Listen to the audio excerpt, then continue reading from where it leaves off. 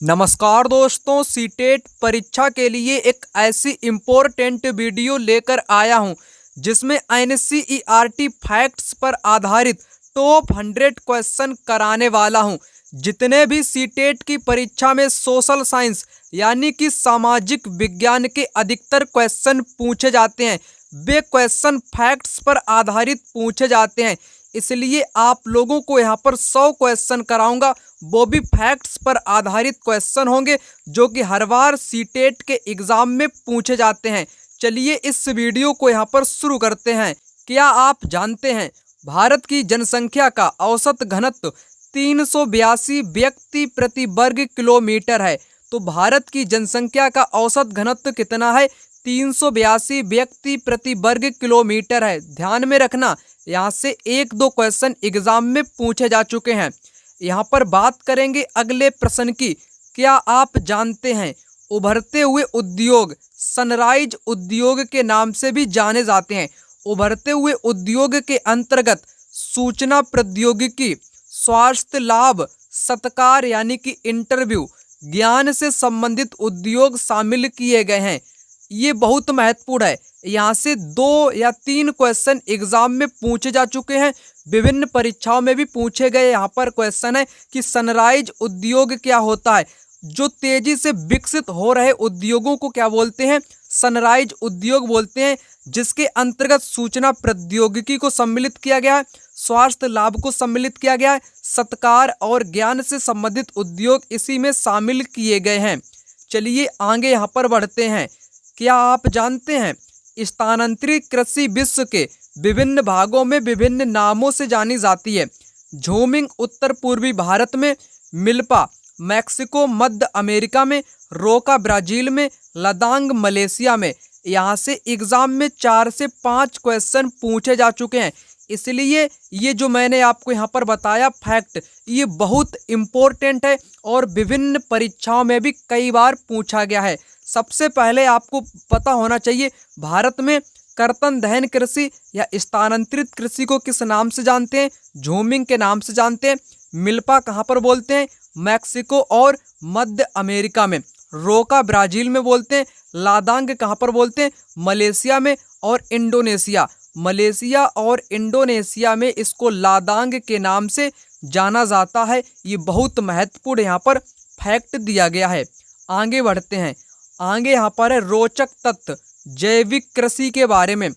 इस प्रकार की कृषि में रासायनिक खादों के स्थान पर जैविक खाद और प्राकृतिक कीटनाशी का उपयोग किया जाता है।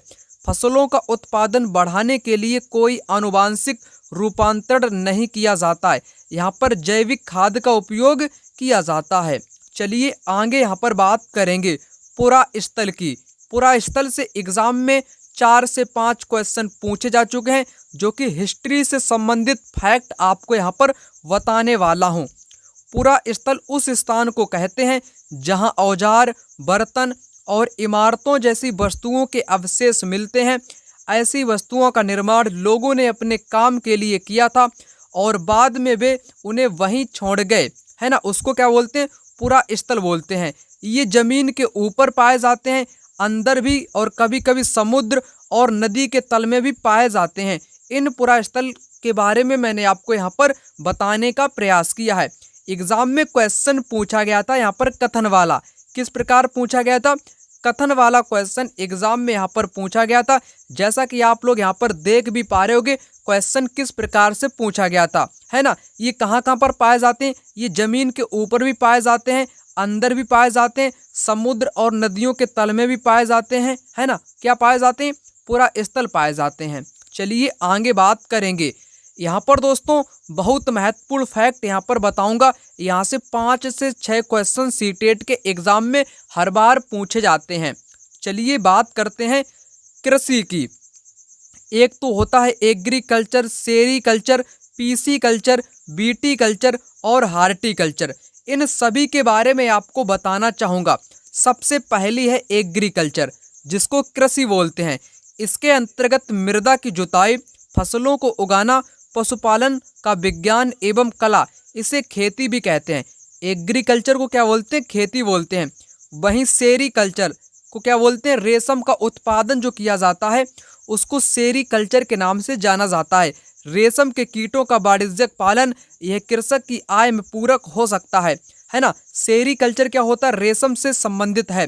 पीसी कल्चर हर बार एग्जाम में पूछा गया है। मत्स्य पालन जिसको बोलते हैं, मछलियों का पालन जिसको बोलते हैं, विशेष रूप से निर्मित तालाबों और पोखरों में मत्स्य पालन क्या कहलाता है, पीसी कल्चर कहलाता है। आगे बीटी कल्चर, बीटी कल्चर यानी कि द्राक्षा कृषि, अंगूरों की खेती को क्या बोलते हैं, बीटी कल्चर बोलते हैं। हार्टिकल्चर उद्यान कृषि, वाणिज्यिक उपयोग के लिए सब्जियों, फूलों, फलों को उगाने वाली खेती को हार्टिकल्चर के नाम से जानते हैं। यहाँ पर सब कुछ मैंने आपको बता दिया, sericulture, PC culture, BT culture और हार्टिकल्चर के बारे में। यहाँ पर दोस्तों आपको फैक्ट बताऊंगा, यहाँ से एग्जाम में एक क्वेश्चन अब तक पूछा जा चुका है। यहाँ पर बताया गया है भारतीय उपमहाद्वीप में जिन पशुओं का उपचार डिक्लोफेनेक, एस्पिरिन अथवा इब्रुप्रोफेन जैसे कीटनाशी से किया जाता था, उनके अपमार्जन उपरांत गिद्ध किडनी खराब होने से मर रहे थे, है ना। पशुओं पर इन औषधियों के उपयोग करने पर प्रतिबंध लगाने के प्रयास किए जा रहे थे तथा आरक्षित स्थान पर गिद्ध के प्रजनन के प्रयास किए जा रहे थे। यहाँ से एग्जाम में क्वेश्चन भी पूछा गया है। क्या होता था दोस्तों, जो भारत का उपमहाद्वीप है ना, वहाँ पर पशुओं का उपचार, जैसे डिक्लोफेनेक एक औषधि होती है, एस्पिरिन होती है ना दर्द निवारक जिसके अंतर्गत आती है, इब्रुप्रोफेन होती है ना, इनका उपयोग पशुओं में किया जाता था। जिससे क्या होने लगा, पशु तो मरने लगे, जो पशु मरते थे उनको लोग ये फेंक आते थे, फिर उन पशुओं को गिद्ध खाता था। कौन खाता था, मरे हुए पशुओं को गिद्ध खाता था। गिद्ध खाने से गिद्ध की किडनी खराब हो गई। क्या खराब हो गई, गिद्ध ने जानवरों को खाया मरे हुए को, है ना, तो गिद्ध की किडनी खराब हो गई, है ना। किस दवा से, इन दवाओं से जिनको मैंने बताया, ये खतरनाक दवाई थी, है ना, इसी के बारे में यहाँ पर बताया गया। और इन औषधियों के उपयोग करने पर प्रतिबंध लगाने के प्रयास भी किए जा रहे हैं। चलिए आगे बात करेंगे। क्या आप जानते हैं एक टपकता नल एक वर्ष में 1200 लीटर जल व्यर्थ करता है, यानी कि जल का हम लोगों को बचाव करना चाहिए। जो नल होता है ना, पानी जिसमें से टपकता है, एक बूंद टपकती रहती है, तो इस प्रकार से एक साल में 1200 लीटर जो जल होता है वो व्यर्थ हो जाता है, वेस्ट हो जाता है। चलिए आगे बात करेंगे। आगे यहाँ पर मृदा के बारे में आपको बताऊंगा। यहाँ से एग्जाम में 4 से 5 बार क्वेश्चन पूछे गए हैं। यहाँ पर दोस्तों जो मृदा होती है ना, उसकी यहाँ पर कुछ विशेषताएं विशिष्ट प्रकार की बताई गई हैं। सबसे पहले आपको बताना चाहूँगा, यहाँ पर क्या बताना चाहूँगा, समय के बारे में। समय जो होता है वो क्या करता है, वो करता है मृदा परिच्छेदिका की मोटाई को निश्चित करता है। कौन, समय क्या करता है, मृदा परिच्छेदिका की मोटाई को निश्चित करता है। यहाँ से क्वेश्चन पूछा गया है एक एग्जाम में, है ना। मृदा परिच्छेदिका की मोटाई कौन निश्चित करता है, तो समय निश्चित करता है। यहाँ पर दोस्तों आगे बात करूँगा, वनस्पति जात, प्राणी जात और सूक्ष्म जीव ह्यूमस निर्माण की दर को प्रभावित करते हैं, है ना। ह्यूमस निर्माण की दर को कौन प्रभावित करता है, वनस्पतियां हो गई, प्राणी हो गए और छोटे छोटे जो सूक्ष्म जीव होते हैं, ये ह्यूमस निर्माण की दर को क्या करते हैं, प्रभावित करते हैं। और आगे आइएगा, आगे यहाँ से भी एक क्वेश्चन इस स्टेटमेंट से भी पूछा जा चुका है। यहाँ पर क्या बताया गया है, उच्चावच, तुंगता और ढाल मृदा के संचय को निर्धारित करती है। क्वेश्चन एग्जाम में फंसेगा, मृदा के संचय को कौन निर्धारित करता, संचय को, तो उच्चावचता, तुंगता और ढाल, ढाल निर्धारित करता है मृदा की संचय क्षमता को। आगे यहाँ से भी एग्जाम में एक क्वेश्चन पूछा गया है, यानी कि जितना आपको बताऊंगा सभी में से एक एक क्वेश्चन पूछा ही गया है ना। जनक शैल रंग, गठन, रासायनिक गुणधर्म, खनिज, मात्रा, पारगम्यता को निर्धारित करती है। क्वेश्चन पूछा गया था, मृदा के पारगम्यता को कौन निर्धारित करता है, तो जनक शैल हो गए, उसका रंग हो गया, गठन हो गया, रासायनिक गुणधर्म हो गया, ये सब कुछ पारगम्यता को निर्धारित करती है जनक शैल, है ना। और आगे एक और यहाँ पर पॉइंट बताया गया है, जलवायु, तापमान, वर्षा, अपक्षय और ह्यूमस निर्माण की दर को प्रभावित करते हैं, है ना। ये भी मैंने आपको सभी चीज़ें बता दी। आगे यहाँ पर बात करेंगे। केवल 1 सेंटीमीटर मृदा को बनने में सैकड़ों वर्ष लग जाते हैं। जो 1 सेंटीमीटर हम लोग मृदा देखते हैं ना खेतों पर जो हम लोग मृदा देखते हैं, ऊपर वाली भूमि देखते हैं 1 सेंटीमीटर वाली, उसको बनने में सैकड़ों यानी कि 100 वर्ष का टाइम लगता है। 100 वर्षों का यहाँ पर टाइम लगता है 1 सेंटीमीटर मृदा को बनने में। क्या आप जानते हैं विश्व की 90% जनसंख्या भूमि क्षेत्र के 30% भाग पर ही रहती है। शेष 70% भूमि पर या तो विरल जनसंख्या है या तो वह निर्जन जनसंख्या है। बहुत महत्वपूर्ण फैक्ट है, एग्जाम में पूछा भी गया है। आपको क्या करना है, यहाँ पर जो विश्व की जो 19% जनसंख्या, 90% जनसंख्या वो भूमि क्षेत्र पर रहती है, यानी कि भूमि पर रहती है। 90% जनसंख्या कहाँ पर रहती है? भूमि पर रहती है। और जो 70% भूमि है ना, वहाँ पर जनसंख्या कैसी है? विरल है, यानी कि वहाँ पर पहाड़ हैं, पर्वत हैं, है ना, नदियाँ हैं, वहाँ पर ये लोग रहते हैं। 70% वाले पहाड़ों पर भी लोग रहते हैं। क्रिकेट का सबसे अच्छा बल्ला सरपत बिलो पेड़ की लकड़ी से बनाया जाता है। इससे पहले आपको क्या पता था? क्या आप जानते हो? नहीं जानते हैं सर। क्रिकेट का जो बल्ला होता है ना, क्रिकेटर जिससे खेलते हैं ना क्रिकेट, तो उसका जो बल्ला होता है, बल्ले का निर्माण सरपत बिलो पेड़ की लकड़ी से बनाया जाता है। ये बहुत महत्वपूर्ण फैक्ट है, शायद इस बार एग्जाम में पूछ लिया जाए। चलिए आगे आपको यहाँ पर बताता हूँ। चीरू या तिब्बती एंटीलोप एक विलुप्त प्राय जीव है। इसका शिकार शाहतूश नामक इसके ऊन के लिए होता है, जो वजन में हल्का एवं अत्यधिक गर्म होता है। बहुत महत्वपूर्ण फैक्ट है यहाँ पर। किसी एक विलुप्त प्राय जीव जो कि चीरू या तिब्बती एंटीलोप का एक विलुप्त प्राय जीव है, इसका शिकार क्या होता है? शाहतूश नामक ऊन के लिए होता है। इसका वजन कैसा होता है? हल्का होता है और ये अत्यधिक गर्म होता है ना, एंटीलोप। चलिए आगे बात करेंगे। लद्दाख को खापाचान भी कहते हैं, जिसका अर्थ होता है हिम भूमि। बड़ा ही महत्वपूर्ण फैक्ट है यहाँ पर। इससे पहले आपको पता ही नहीं होगा कि लद्दाख को दूसरे नाम से भी जानते हैं, खापाचान। क्या नाम से जानते हैं? खापाचान से भी जानते हैं, जिसका अर्थ आपसे पूछ लिया जाए हिम भूमि हो सकता है। क्वेश्चन कैसे बनेगा? पहला कथन बनेगा, यहाँ पर पहले कथन में दिया जाएगा लद्दाख को खापाचान भी कहते हैं। दूसरा कथन दिया जाएगा जिसका अर्थ होता है हिम भूमि। तब आप बताओगे ए सही है या बी सही है। तब आप कहोगे कि दोनों यहाँ पर सही हैं। चलिए आगे बात करेंगे। आपको यह जानकर आश्चर्य होगा कि आज का सहारा रेगिस्तान एक समय में पूर्णतया हरा भरा मैदान था। सहारा की गुफाओं से प्राप्त चित्रों से ज्ञात होता है कि यहाँ नदियाँ तथा मगर पाए जाते थे। हाथी, शेर, जिराफ, शुतुरमुर्ग, भेड़, पशु तथा बकरियाँ सामान्यतः जानवर थे, परंतु यहाँ के जलवायु परिवर्तन ने इसे बहुत गर्म व शुष्क प्रदेश में बदल दिया। यहाँ से एग्जाम में 2 से 3 क्वेश्चन पूछे गए। कितने? 2 से 3 क्वेश्चन इसी मात्र फैक्ट से पूछे गए हैं, इसलिए आपको यहाँ पर सभी फैक्ट करा रहा हूँ। आपको यहाँ पर क्वेश्चन लगाकर भी दिखाना चाहूँगा। आप लोग क्वेश्चन को यहाँ पर देख पा रहे होंगे, जो कि रेगिस्तान से पूछा गया है। कथन ए और बी से यहाँ से पूछा गया है। पहले ये कैसा था? पूर्णतः हरा भरा मैदान था। क्यों था? क्योंकि यहाँ पर इतिहासकारों को हाथी, शेर, जिराफ, शुतुरमुर्ग के अवशेष या इनके चित्र मिले हैं, इसलिए कह सकते हैं कि ये पहले जमाने में एकदम हरा भरा मैदान था। तो यहाँ पर दोनों कथन आपके राइट आंसर हो जाएंगे, है ना। चलिए आगे बात करेंगे। आगे यहाँ पर बताया गया है सार्वभौमिक स्वच्छता कवरेज प्राप्त करने और स्वच्छता पर ध्यान केंद्रित करने के प्रयासों में तेजी लाने के लिए भारत के प्रधानमंत्री ने 2 अक्टूबर 2014 को स्वच्छ भारत मिशन का शुभारंभ किया था। यहाँ से क्वेश्चन बनेगा कि भारत में स्वच्छ भारत मिशन कब लागू किया गया था? 2 अक्टूबर 2014 को। 2 अक्टूबर को गांधी जयंती होती है ना, गांधी जी का जन्मदिन भी मनाया जाता है 2 अक्टूबर को। तो उसी दिन भारत के प्रधानमंत्री ने स्वच्छ भारत मिशन की स्थापना की थी। आपको यहाँ पर कमेंट बॉक्स में कमेंट करके बताना है किस प्रधानमंत्री यानी कि किस प्रधानमंत्री ने किस पीएम ने 2 अक्टूबर 2014 को स्वच्छ भारत मिशन का शुभारंभ किया था? आपको उस प्रधानमंत्री का नाम कमेंट बॉक्स में कमेंट करके बताना है अपनी पूरी ईमानदारी के साथ।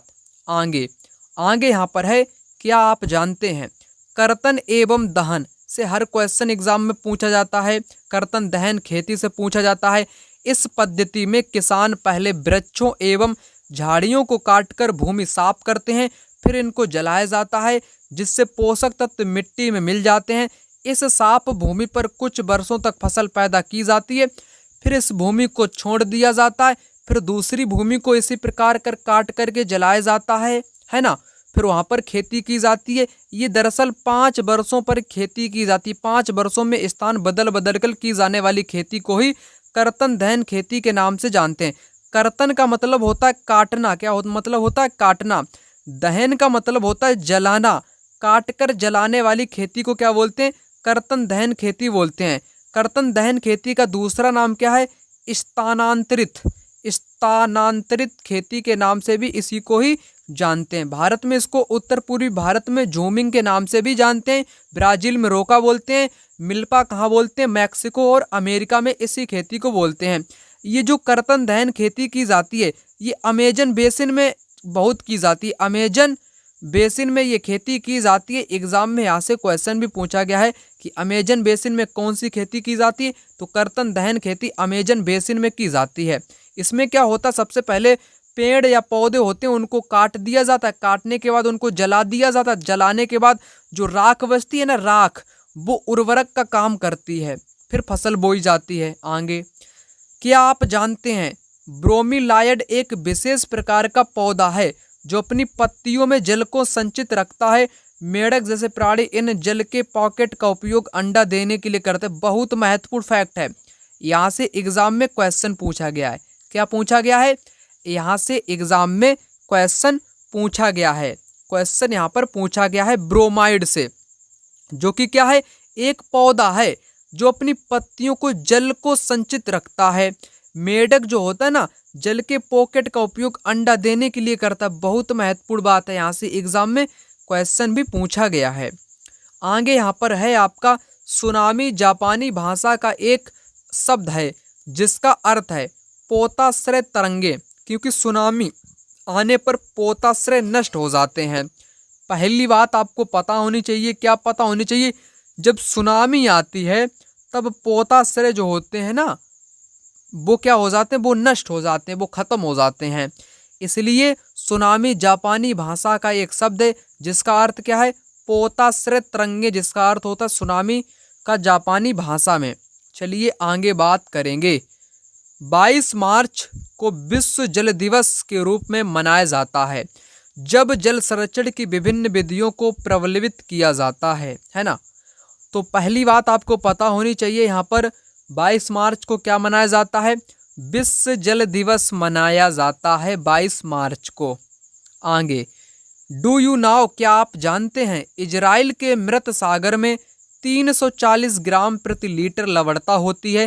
तैराक इसमें प्लव कर सकते हैं क्योंकि नमक की अधिकता इसे संगन बना देती है। यहाँ से दोस्तों कितने क्वेश्चन पूछे गए हैं? यहाँ से अब तक एग्जाम में 2 क्वेश्चन पूछे गए हैं, क्योंकि मैंने आपको यहाँ से भी क्वेश्चन कराए हैं, है ना। क्वेश्चन पूछा गया था कि जो मृत सागर में तैराक तैर सकते हैं। क्यों तैर सकते हैं? क्योंकि नमक की अधिकता इसको संघन बना देती है। इजराइल में क्या है? इजराइल में एक मृत सागर है। मृत का मतलब ये मत समझना कि वो मर गया, है ना, ये मत समझना। उसका नाम ही है मृत सागर, जिसमें 340 ग्राम प्रति लीटर लवणता का मतलब नमक कह लो या बिल्कुल खारा, कतई खारा पानी पाया जाता है, ठीक है ना। इसलिए तैराक इसमें पिलव का मतलब तैर सकते हैं, इसलिए तैरने वाले व्यक्ति इसमें तैर सकते हैं। क्यों तैर सकते हैं? नमक की अधिकता इसको संघन बना देती है, इसलिए तैर सकते हैं, ठीक है। चलिए यहाँ पर आगे बात करते हैं। जब वायु गर्म होती है तो फैलती है। जब वायु क्या होती है? गर्म होती है, तब वो क्या करती है? तब वो फैलने लगती है और हल्की होकर ऊपर उठती है। ठंडी वायु संघन और भारी होती है, इसलिए इसमें नीचे रहने की प्रवृत्ति होती है। गर्म वायु के ऊपर उठने पर आसपास के क्षेत्रों से ठंडी वायु रिक्त स्थान को भरने के लिए वहां आ जाती है। इस प्रकार वायु चक्र चलता रहता है। तो वायु चक्र के बारे में मैंने आपको बताया। जो दोस्तों हल्की गैस होती है, हल्की गैस नहीं, वायु जो गर्म होती है, हल्की होती है, वो क्या होती है, वो ऊपर उठती है। कहाँ उठती है, वो ऊपर उठ जाती है। जो दोस्तों ठंडी होती है, जो भारी होती है, वो क्या क्या कहाँ पर रहती है, वो दोस्तों नीचे रहती है, नीचे बैठ जाती है। जैसे ही ये गर्म और हल्की होती है गैस, है ना, गर्म होती है और हल्की होती है, जैसे ही ये ऊपर उठती है नीचे से, तो अन्य इसका यहाँ पर स्थान खाली हो जाएगा और ठंडी गैसें उस स्थान को, गर्म वाले स्थान को भरने के लिए बैठ जाती हैं। उसी को बोलते हैं वायु चक्र बोलते हैं। एक बार इसको यहाँ पर ध्यान पूर्वक आप लोग पढ़ लेना, ठीक है ना। वायु जब गर्म होती है तो फैलती है और हल्की होकर के ऊपर उठती है ना। ठंडी वायु कैसी होती है, भारी होती है, इसलिए ये नीचे रहने की प्रवृत्ति होती है। गर्म वायु ऊपर उठने पर आसपास के क्षेत्र में ठंडी वायु उसका स्थान घेर लेती है। बस इतना आपको समझना था। यहाँ पर एक बहुत महत्वपूर्ण फैक्ट की बात कही गई है, यहाँ से एग्जाम में क्वेश्चन भी पूछा गया है। चलिए आपको बताते हैं। क्या आप जानते हैं कि चांद पर वायु नहीं है? जो चंद्रमा है ना, उस पर ऑक्सीजन यानी कि वायु बिल्कुल नहीं है, अतएव वहाँ वायु दाब भी नहीं है। जब वायु ही नहीं है तो वायु दाब भी नहीं है। अंतरिक्ष यात्री जब चांद पर जाते हैं तो वे विशेष रूप से सुरक्षित हवा से भरी हुई अंतरिक्ष पोशाक पहनते हैं। क्या पहनते हैं? अंतरिक्ष पोशाक पहनते हैं। यदि वे इस अंतरिक्ष पोशाक को ना पहने तो अंतरिक्ष यात्रियों के शरीर द्वारा विपरीत बल लगने के कारण उनकी रक्त शिराएं फट सकती हैं, जिससे अंतरिक्ष यात्री रक्त स्रावित हो सकते हैं। जो चंद्रमा पर व्यक्ति जाता है, अगर वो वायु से संबंधित जो पोशाक होती है उसको नहीं पहनता है तो उसकी जो रक्त शिराएं होती है ना, वो बिल्कुल फट जाती हैं और वो खूना खच्चड़ से लिप्त हो जाता है वह व्यक्ति, है ना। उसमें रक्त ही रक्त बहने लगता है, यानी कि उसका जितनी भी मांसपेशियां हैं वो एक तरीके से फट जाती हैं ना चांद पर जाते समय। अगर उसके पास हवा से भरी हुई अंतरिक्ष पोशाक नहीं है तब ऐसी घटना घट सकती है। ये भी फैक्ट बहुत ही महत्वपूर्ण है, शायद आपको इससे पहले पता हो, नहीं पता होगा ना आपको। चलिए आगे बात करेंगे। तापमान को मापने की मानक इकाई डिग्री सेल्सियस है। इसका आविष्कार एंडर्स सेल्सियस ने किया था। सेल्सियस पैमाने पर जल 0 डिग्री सेल्सियस पर जमता है और 100 डिग्री सेल्सियस पर उबलता है। ठीक है, पहली बात आपने समझ ली। 0 पर क्या होता है, जम जाता है, और 100 पर क्या होता है, 100 पर बिल्कुल उबलने लगता है, उबलता है 100 पर। ठीक है, तापमान को मापने की मानक इकाई को क्या कहते हैं? डिग्री सेल्सियस कहते हैं। इसका आविष्कार एंडर्स ने किया था, एंडर्स सेल्सियस ने किया था, इसलिए इसका नाम भी सेल्सियस रख दिया गया। वैज्ञानिक का नाम याद रखना, एंडर्स सेल्सियस। एंडर्स सेल्सियस ने तापमान मतलब कि आविष्कार किया था इसके मापने की मानक इकाई का, सेल्सियस का। आगे, डू यू नाउ, क्या आप जानते हैं पवन का नाम उसके आने की दिशा के आधार पर निर्धारित होता है। उदाहरण के लिए पश्चिम से आने वाली पवन को पश्चिमी या पछुआ पवन के नाम से भी जानते हैं। ठीक है, आगे बढ़ते हैं। आगे यहाँ पर है दोस्तों, डू यू नाउ बरसट के दूसरे रूप हिम, सहिम, वृष्टि तथा ओला हैं। ठीक है, बरसट के दूसरे रूप क्या है? हिम यानी कि बर्फ है, सहिम वृष्टि है, और ओला जो कि बरसट के ही दूसरे रूप होते हैं। यहाँ पर महत्वपूर्ण पॉइंट आपको बताने वाला हूँ, जहाँ से हर बार एग्जाम में यहाँ से 2 से 3 क्वेश्चन पूछे जा चुके हैं। भूकंप का मापन एक यंत्र से किया जाता है जिसे भूकंप लेखी कहते हैं। क्या कहते हैं? भूकंप लेखी कहते हैं। भूकंप की तीव्रता रिक्टर स्केल पर मापी जाती है। भूकंप की तीव्रता किस पर मापी जाती है? रिक्टर स्केल पर मापी जाती है। जिस भूकंप की तीव्रता 2.0 अथवा उससे कम होती है तो उसका प्रभाव ना के बराबर होता है, यानी कि नहीं के बराबर होता है। जिसकी तीव्रता कितनी होती है? 2 होती है। जिस भूकंप की तीव्रता 5 होती है वह वस्तुओं के गिरने से क्षति पहुंचा सकता है। 5 वाली क्या कर सकती है? वस्तुओं को गिरा सकती है। वहीं दोस्तों जिसकी 6 होती है, क्या होती है? जिसकी तीव्रता 6 होती है या उससे अधिक होती है वह बहुत शक्तिशाली और जिसकी सात होती है वो अधिक और वह सर्वाधिक शक्तिशाली माना जाता है।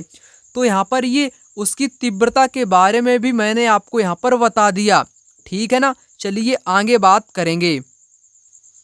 आगे यहाँ पर बताया गया है भूकंपीय तरंगे 3 प्रकार की होती हैं। पी तरंगे अनुदैर्घ्य तरंगे जिनको बोलते हैं, एस तरंगे अनुप्रस्थ तरंगे बोलते हैं, एल तरंगे जिनको पृष्ठीय तरंगों के नाम से जाना जाता है। एग्जाम में यहाँ से पूछा गया है भूकंप की तरंगे कितने प्रकार की होती हैं। यहाँ से पूछा गया था कि भूकंप की तरंग इनमें से कौन नहीं है। यहाँ पर ये आपकी 3 दी गई थी, एक आपका वहाँ पर गलत दिया गया था, उसी को आपको यहाँ पर बताना था। तो यहाँ से भी एग्जाम में क्वेश्चन पूछा गया है।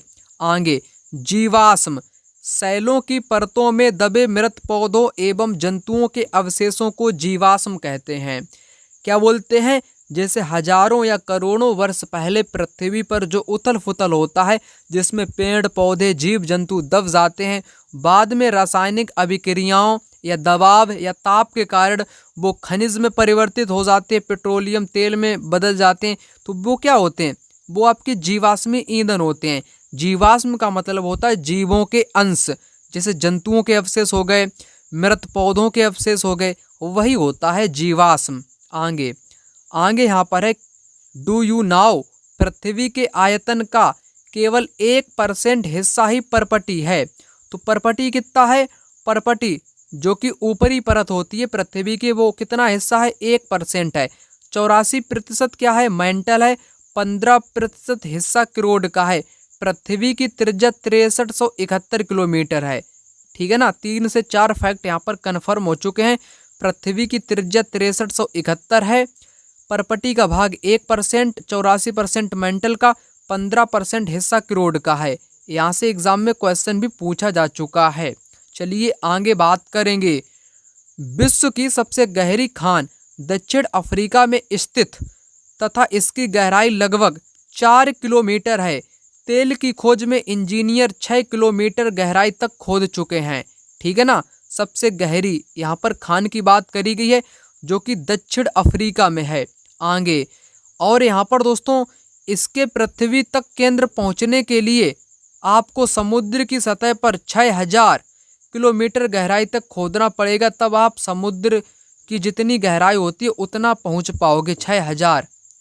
आगे वस्तु विनिमय पद्धति, यह वस्तुओं की अदला बदली का व्यापार है जिसमें धन का प्रयोग नहीं होता है। वस्तु विनिमय पद्धति में वस्तुओं के बदलने का व्यापार होता है, यानी कि वस्तुओं का अदला बदली का व्यापार होता है। इसमें किसी भी प्रकार का धन मनी का प्रयोग नहीं किया जाता है। आगे प्रत्येक वर्ष 5 जून को विश्व पर्यावरण दिवस मनाया जाता है। कब?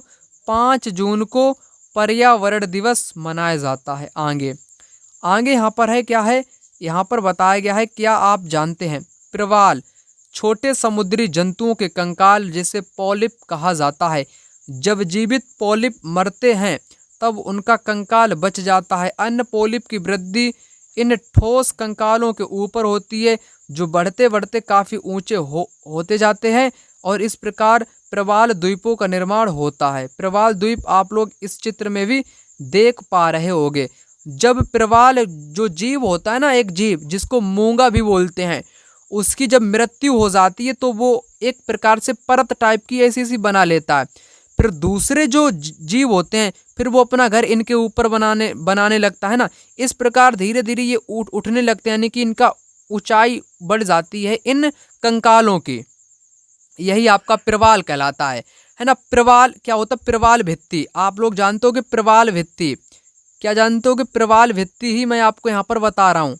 आप लोग जानते हो कि दुनिया की सबसे बड़ी प्रवाल भित्ति कौन सी है? The great barrier reef. The great barrier reef दुनिया की सबसे विशाल प्रवाल भित्ति मानी जाती है। चलिए आगे यहाँ पर बात करेंगे। क्या आप जानते हैं डू यू नाउ गंगा एवं ब्रह्मपुत्र नदियाँ विश्व के सबसे बड़े डेल्टा का निर्माण करती हैं जिसे सुंदरवन डेल्टा कहा जाता है। इस डेल्टा की आकृति त्रिभुजाकार है। डेल्टा स्थल वह भाग है जो नदी के मुहाने पर बनता है। जहाँ नदियाँ समुद्र में प्रवेश करती हैं उस जगह को नदी का मुहाना कहा जाता है। तो बड़ी महत्वपूर्ण लाइन है, यहाँ से एग्जाम में क्वेश्चन पूछा गया है कि सुंदरवन डेल्टा का निर्माण कौन कौन सी नदियां करती हैं। तो गंगा और ब्रह्मपुत्र दो ही नदियां सुंदरवन डेल्टा का निर्माण करती हैं। और डेल्टा की आकृति कैसी है? आकृति इसकी त्रिभुजाकार है, इस प्रकार से आकृति है, यानी कि त्रिभुज के आकार जैसी इसकी आकृति है। ठीक है ना, आपको बताने का मैंने आपको यहाँ पर बता ही दिया।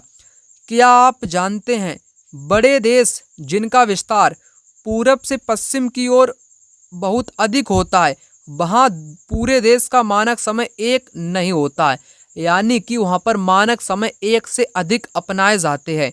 संयुक्त राज्य अमेरिका में 7 मानक समय को अपनाया गया है, वहीं कनाडा में 6 को मानक समय अपनाया गया है।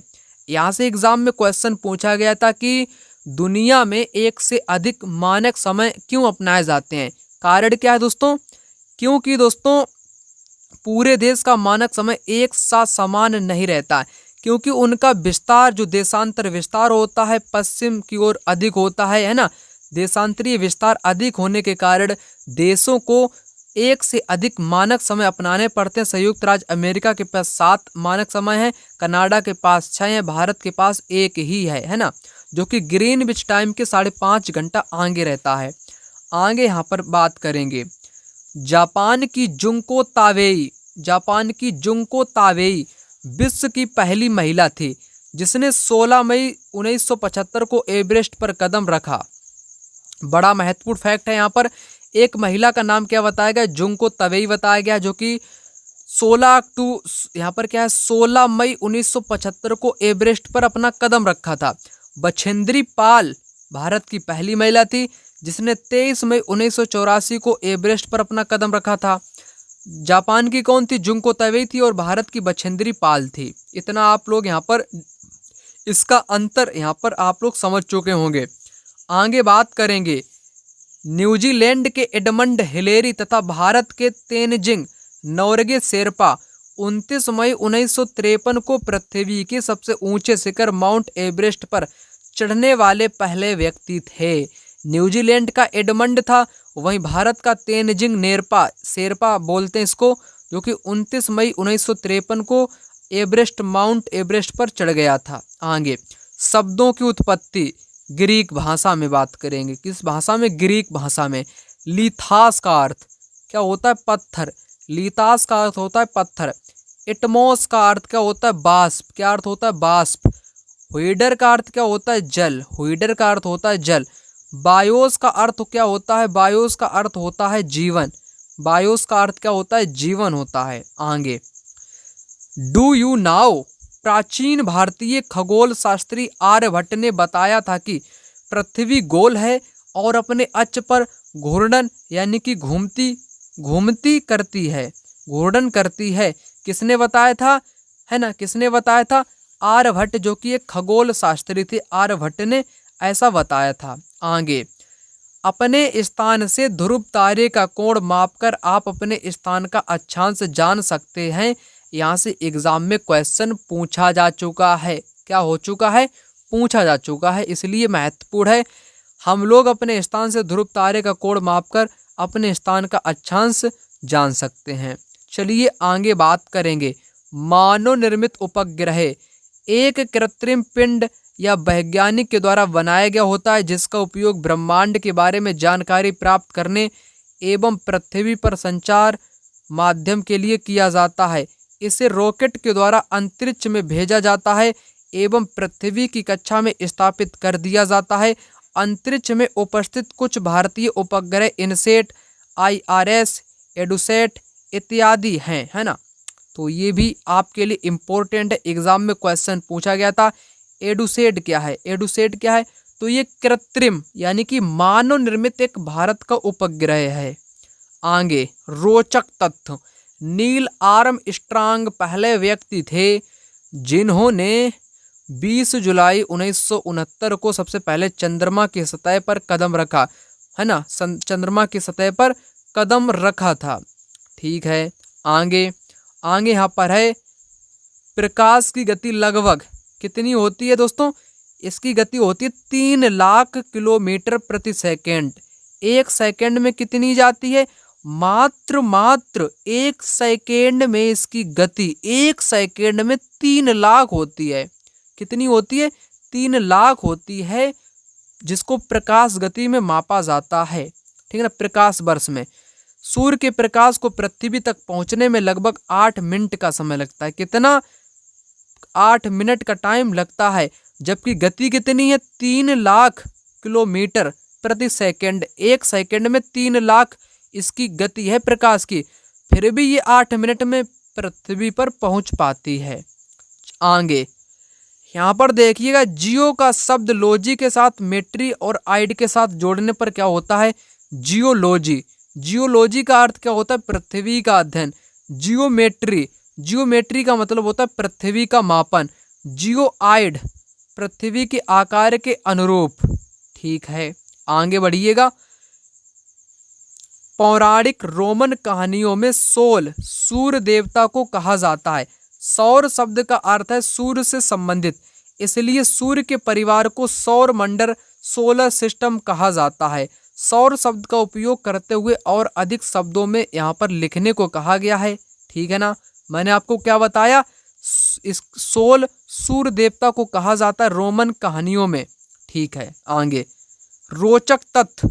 बृहस्पति, शनि तथा यूरेनस के चारों ओर छल्ले पाए जाते हैं। यहाँ से एग्जाम में क्वेश्चन पूछा गया है कि किन ग्रहों के बीच में या किन ग्रहों में छल्ले पाए जाते हैं?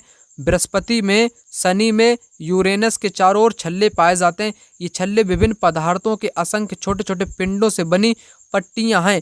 पृथ्वी के इन छल्लों को शक्तिशाली दूरबीन की सहायता से देखा जा सकता है। वीडियो दोस्तों आप लोगों के लिए यहीं तक थी। अगर आपको इसका नेक्स्ट पार्ट चाहिए तो कमेंट बॉक्स में कमेंट करो कि सर इसका जल्दी नेक्स्ट पार्ट अपलोड करो, तो मैं अपलोड कर दूंगा। वीडियो को लाइक नहीं किया, वीडियो को लाइक कर दो। चैनल को पहली बार देख रहे तो चैनल को सब्सक्राइब करना मत भूलिएगा। मिलते हैं दूसरी वीडियो में, तब तक के लिए जय हिंद, वंदे मातरम।